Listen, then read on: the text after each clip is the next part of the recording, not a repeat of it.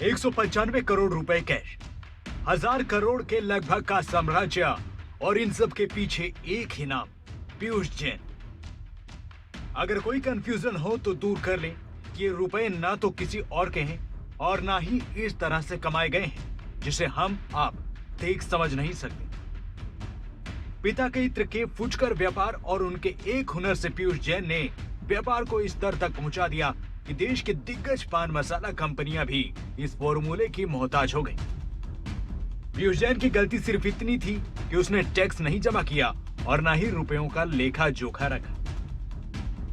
Hindi medium में science graduate, ना कोई तकनीकी डिग्री, ना ही कोई विशेष ट्रेनिंग, लेकिन इस इत्र कारोबारी के कन्नौज और कानपुर के घर में करीब 200 करोड़ का कैश मिला। ये रकम कानपुर और कन्नौज के घर में मिली है। पीयूष जैन का कारोबार इत्र का है, मगर भ्रष्टाचार का कनेक्शन समाजवादी पार्टी से बीजेपी जोड़कर खूब मुद्दा बना रही है। संपत्ति अर्जित की है, या तो संपत्ति सरकार जब्त कर रही है या उस पर सरकार का बुलडोजर चल रहा है। प्रदेश सरकार के बुलडोजर को देखा है ना, और प्रदेश सरकार को बुलडोजर चलने से पीड़ा किसको होती है?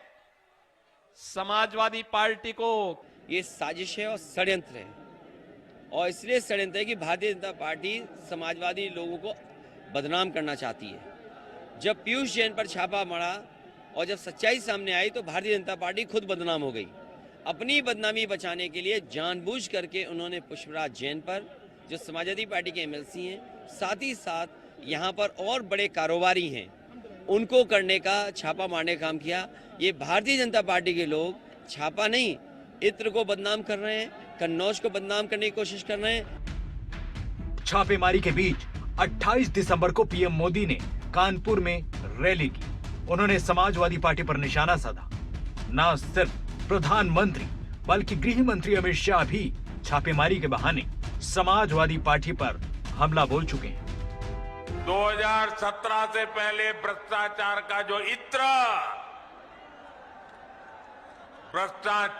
जो इत्र उन्होंने पूरे यूपी में छिड़क रखा था, वो फिर सबके सामने आ गया है। लेकिन अब वो मुंह पे ताला लगा के बैठे हैं, क्रेडिट लेने के लिए आगे नहीं आ रहे हैं।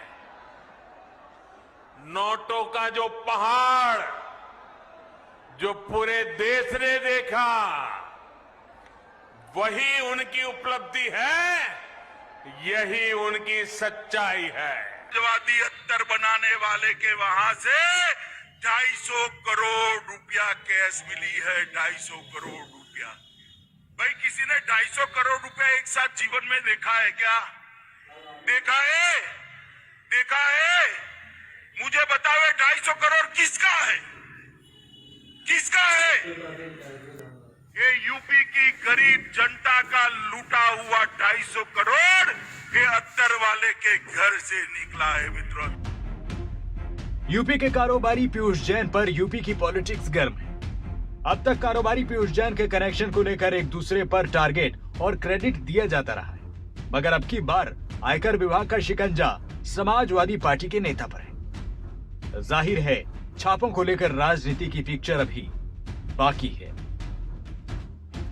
न्यूज डेस्क रिपोर्ट, खबरें अभी तक।